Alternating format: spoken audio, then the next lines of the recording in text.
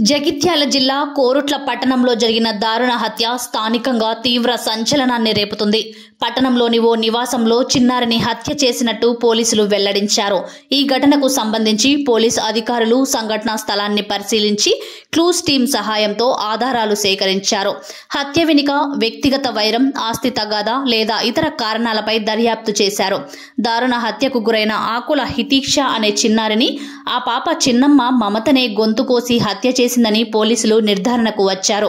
చిన్నారి ఆకుల హితీక్ష కుటుంబానికి దక్కుతున్న గౌరవం తనకు దక్కడం లేదని ఈ ఘాతుకానికి మమత ఒడిగట్టినట్టు తెలిసింది. కుటుంబంలో గౌరవం దక్కడం లేదని మమత పగ పెంచుకుంది.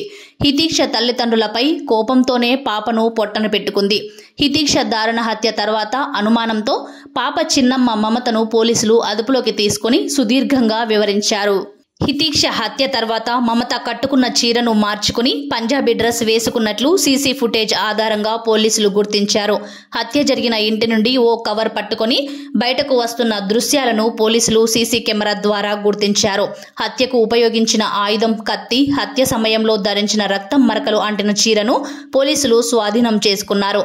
ఎట్టకేలకు తను చేసిన నేరాన్ని మమత ఒప్పుకున్నట్లు పోలీసులు తెలిపారు. హత్య తర్వాత ప్యాసింజర్ ఆటోలో సంఘటనా స్థలం నుంచి కిలోమీటర్ వరకు వెళ్లి జాతీయ రహదారి ఎడమ పక్కన గల కోరుట్లలోని జీఎస్ గార్డెన్ సమీపంలోని ఓ వీధిలో హత్యకు ఉపయోగించిన కత్తి, మరో ఆయుధంతో పాటు మర్డర్ సమయంలో రక్తపు మరకలు అంటిన చీరను పడేసినట్లు పోలీసుల విచారణలో తేలింది.